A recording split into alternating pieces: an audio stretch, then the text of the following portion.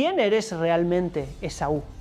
En la tradición judía, Esaú representa la cultura occidental, en la que la mayoría de la gente que vea este vídeo vive. Entender este personaje significa entender los desafíos más grandes de nuestra cultura, y me incluyo en ella en parte. No del todo, pero sí en gran parte. Esaú es quizás uno de los personajes más engañosos de toda la Biblia. Cuando lees superficialmente, Esaú parece el bueno al pobre a quien engañaron y Jacob el malo, el que engañó. Pero el texto es claro. El profeta Malaquías habla de que Dios aborrece a Esaú y amó a Jacob. Sin embargo, al final de este video te hablaré de una interpretación de este texto que le da la vuelta a todo y que realmente te va a sorprender. Así pues, ¿quién fue Esaú? ¿Por qué es visto como uno de los seres más malvados? ¿Qué podemos sí aprender de él y qué nos enseña de nuestras agitadas vidas occidentales que tiene que cambiar ya? Todo esto en este video. Aprovecho esta pausa de unos pocos segundos para contarte cómo puedes hacer que los mejores rabinos, maestros y guías espirituales de Israel sean tus mentores. Y es haciendo clic aquí abajo, informándote más acerca de la Academia Co-Creadores, la academia de crecimiento personal y espiritual según la visión de la Kabbalah y el judaísmo más grande de Internet. Esaú era el hijo de Isaac y de Rebeca. Era el hermano gemelo de Jacob, el patriarca, quien más tarde se llamó Israel. Así pues, era también el nieto de Abraham y de Sara. En el libro del Génesis 25-22, la Torá nos dice que los niños que estaban en el vientre de Rebeca se peleaban dentro, ¿sí? Y que Rebeca fue y le preguntó a Dios, ¿por qué? ¿Por qué me está pasando esto? Y que Dios le respondió que no se preocupe, que dentro de ella tiene a dos niños que van a ser dos naciones y que el mayor servirá al menor. Y bueno, de repente eso calmó a Rebeca. Y la pregunta aquí es, ¿por qué eso le calmó? ¿Qué tiene que ver? Ella está sufriendo de dolores, se queja hasta el punto de decir, si esto es así, ¿para qué vivir? Y luego, cuando le dicen, no te preocupes, hay gemelos y serán dos naciones, eso le calmó. Nuestros sabios en el Midrash dicen que la intuición de Rebeca era que cuando pasaba por un lugar negativo, había de alguna manera vibración por un lado de alguno de los niños. Cuando iba a un lugar positivo, le pasaba lo mismo. Y no acababa de entender si esto que tenía dentro de su vientre era positivo o era negativo. Cuando entendió que no es uno que va a dos lugares, no es un tipo de doble personalidad, sino que hay uno así y uno asá, entonces eso le calmó. Parece ser que entendió que es más fácil, ¿sí?, corregir a alguien que no está bien, que a alguien que a veces está bien y a veces no. Porque el que a veces está bien y a veces no, se piensa que está bien por lo que hace bien, y es difícil mostrarle que está por un mal camino. Así que también a veces hay ventajas incluso de no estar en esas medias tintas que le llamamos. Ahora, luego nacieron los gemelos. Primero nació Esaú, y así le pusieron de nombre, en hebreo, Esav. Y se dice que nació el primero. El primero nació rojo, sí, todo rojo, como un manto de pelo. Es decir, nació con muchísimo pelo. Estamos hablando de Esav. Esav viene de la palabra asui. Asui significa hecho.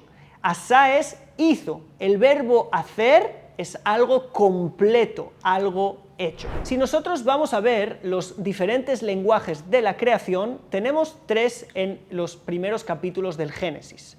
Dios creó el mundo y a veces bará, es decir, creó, a veces yatzar, es decir, formó, y a veces asá, hizo. ¿Qué diferencia hay entre las tres? No vamos a entrar en las dos primeras ahora, eso va a ser en otro video, pero asía, asá, es completar algo. Por ejemplo, dice el versículo que la mujer se hace sus uñas, veasta et tzipornea.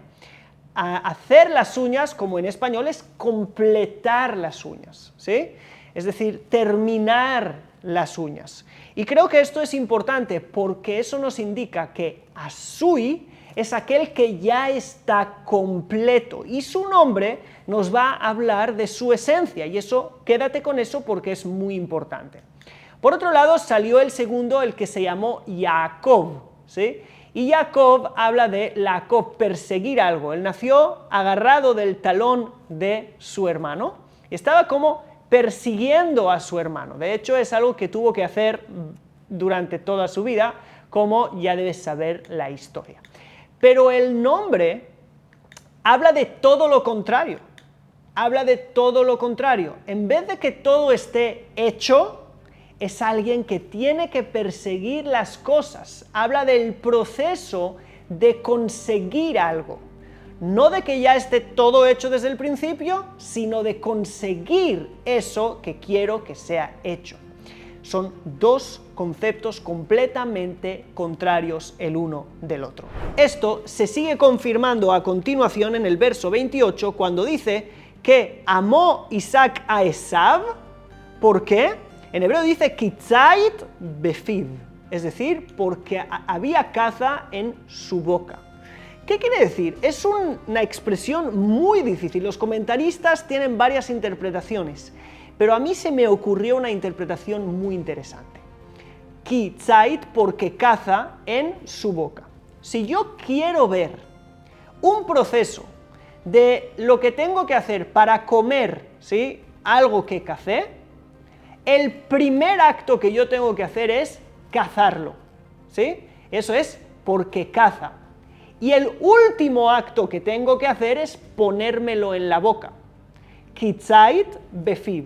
El primer acto y el último. Esav es el que no tiene proceso, nace hecho. Ya nació hecho, no crece, que le crezca el pelo poco a poco, que le crezcan los dientes. Dicen nuestros sabios, ya salió con pelo, ya salió con dientes, ¿sí? Esav es el que aborrece los procesos. Por eso, ¿qué veía Isaac en Esav? Que él ya, de alguna manera, era una persona de plenitud, una persona que buscaba todo hecho. Y por eso dice, caza en su boca, de la caza a la boca, sin necesidad de procesos. Aquí y ahora, rápido. Sin embargo, Rebeca quería a Jacob. Y esto es muy interesante porque a nivel también de Kabbalah esto está muy claro. Tenemos el aspecto masculino y el aspecto femenino. Ya hemos hablado que el aspecto masculino es en Kabbalah el que da la influencia, igual que el hombre da la semilla a la mujer, ¿sí? Toda influencia se ve como el masculino. Entonces, por ejemplo, el sol se ve como el masculino, mientras que la luna que recibe la luz del sol se ve como el aspecto femenino. ¿Okay? Así en muchas áreas, por ejemplo, Shamaim, el cielo, se ve el aspecto masculino porque da el agua.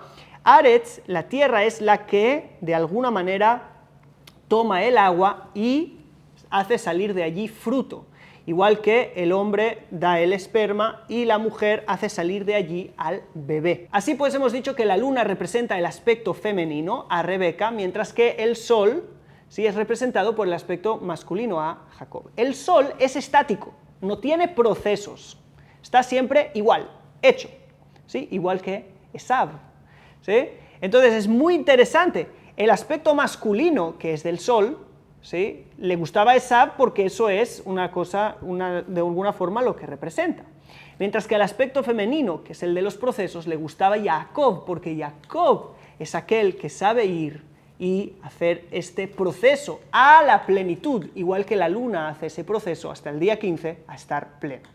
De hecho, hay un verso muy interesante que después de toda la historia de la discusión entre los dos, Jacob y Esaú se vuelven a encontrar y se abrazan.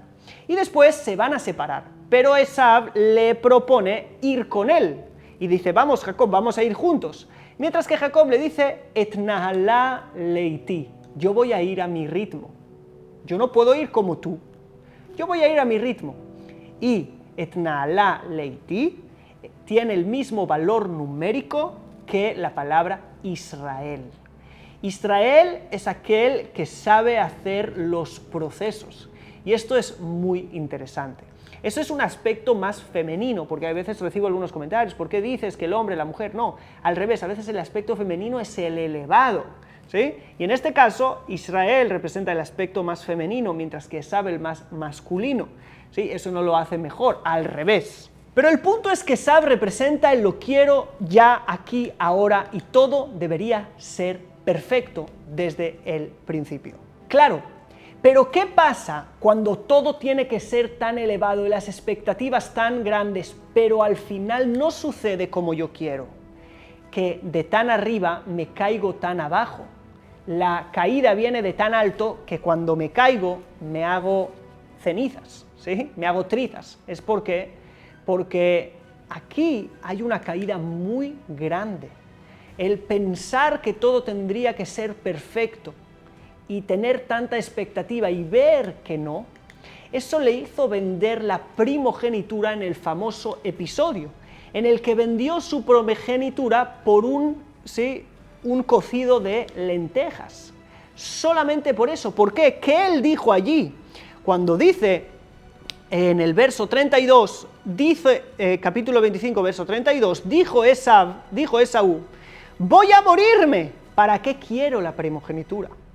¿Sí? Es decir, tengo que pasar un proceso para que realmente yo disfrute de eso, de esa primogenitura. Yo ahora mismo no lo estoy disfrutando. ¿Para qué quiero eso? Para lo que va a ser mañana. Yo no miro a largo tiempo. Yo no soy como Jacob, que ve aquí a su descendencia en todas las generaciones lo que tiene que pasar. Yo me voy a morir. Déjate de procesos, déjate de historia, déjate de... No. Yo no lo quiero si tiene que ser el proceso, porque yo lo que no es ahora, no es completo y pleno ya, yo ya me desesperé de ello. Y realmente, si te fijas, dice que Esab venía cansado.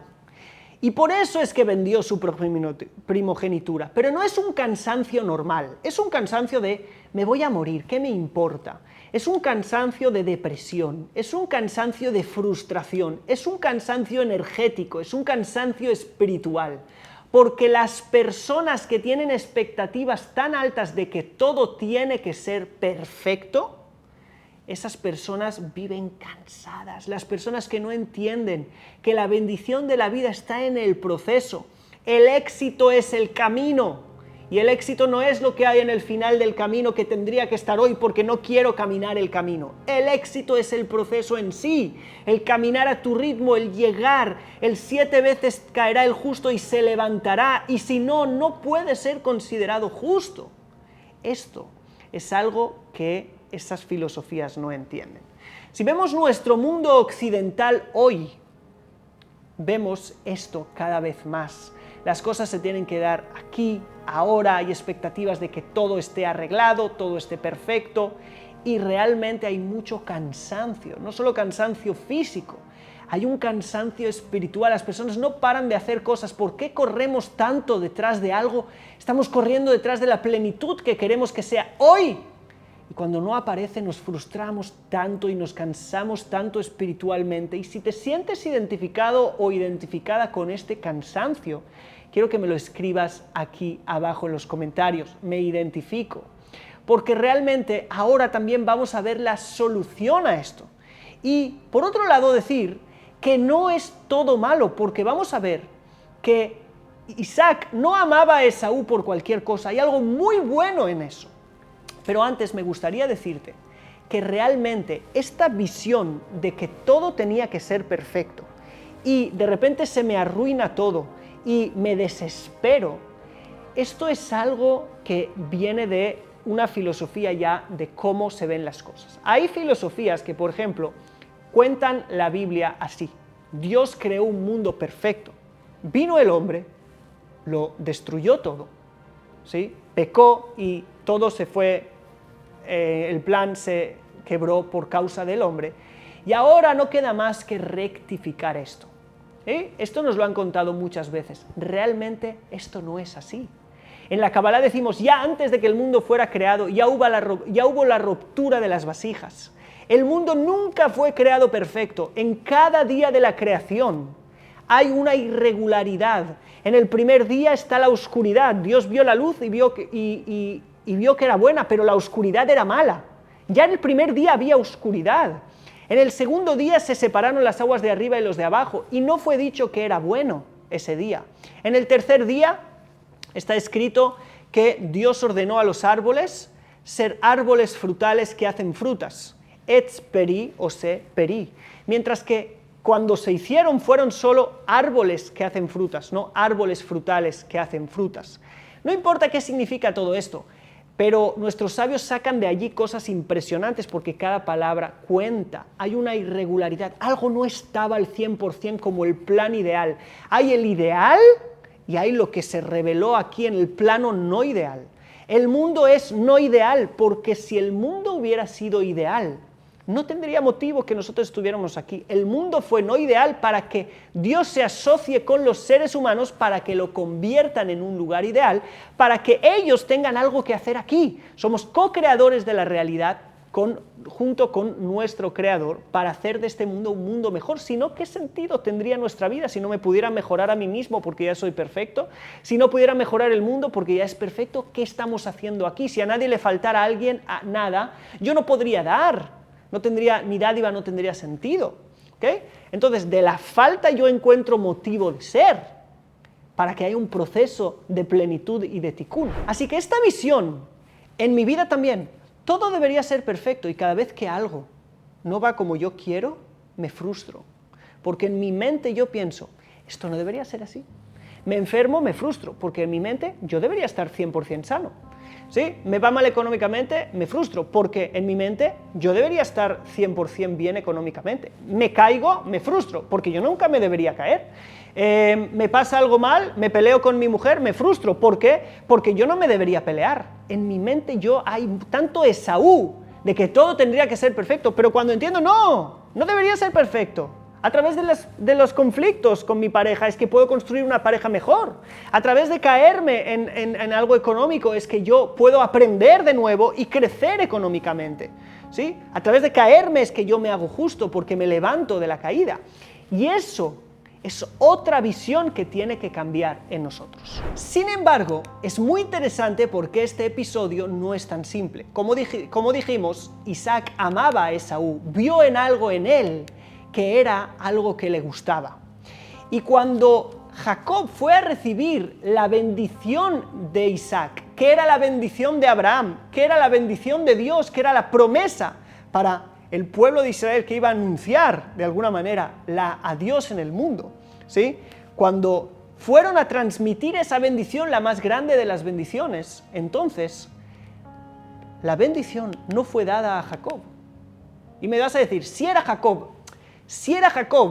pero Jacob estaba disfrazado de Esaú.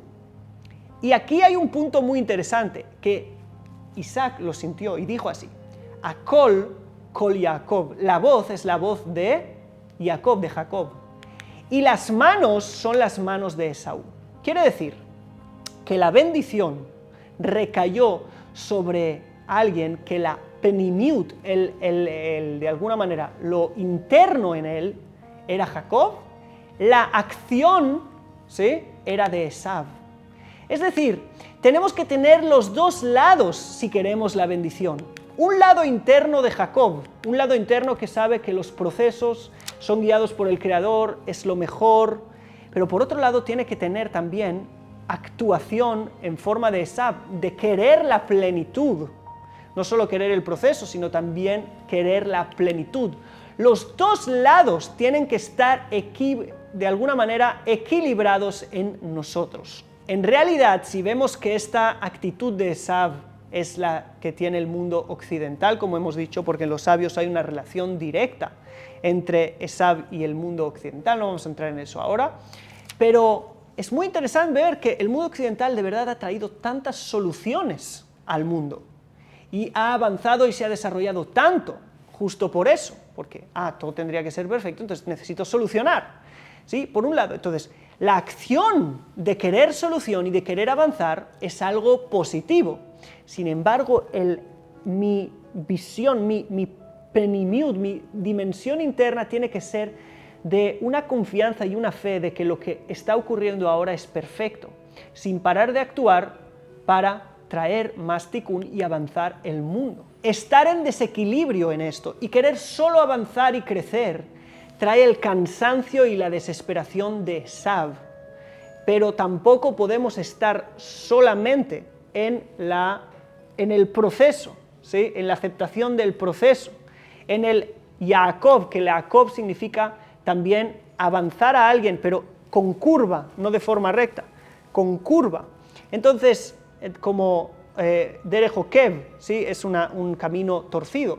Entonces, también hay que aceptar los caminos torcidos, pero no podemos solamente ir por los caminos así, porque también tenemos que tener la capacidad de querer avanzar y querer el tikkun final.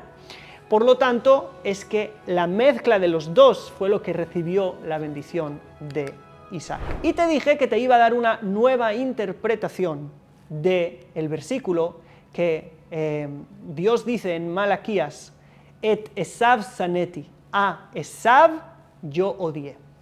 El Rabí Abraham Yitzhak Cohen Kook, uno de los más grandes cabalistas, trae en nombre del Gaón de Vilna una interpretación increíble de este versículo.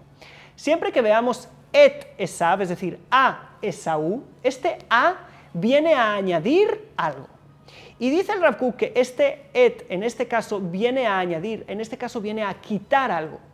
Es decir, odié a Esav menos lo principal de Esav. Solo lo secundario de Esaú aborrecí, pero lo principal en él no lo aborrecí. ¿Y qué es lo principal? Dice el Rav Kook, que se sabe que por tradición la cabeza de Esav fue enterrada en Machpela, ¿sí? Maharata Machpela, la cueva de Machpela, donde están enterrados los patriarcas, ¿sí? Que son, digamos, el lado de la luz. La cabeza de Esav también forma parte del lado de la luz, lo interno, aunque lo externo no. Pero creo que eso es lo que podemos recuperar. Y allí dice que realmente va a haber una unión y un abrazo entre Jacob y Esaú, igual que se abrazaron de forma sincera.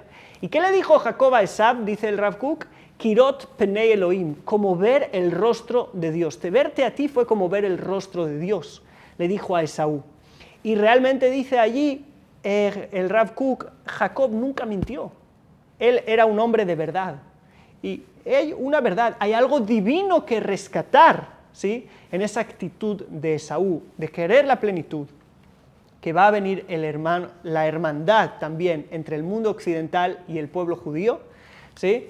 Que van a abrazarse para formar algo muy, muy, muy hermoso. Y quizás ahí ya te lo dejo a tu interpretación, ¿sí? ¿Qué puedes ver acerca de estas palabras de Rav Kook? Que me lo dejes también en los comentarios. Y sin más, a mí me gustaría terminar este video pidiéndote que te suscribas al canal si no lo has hecho.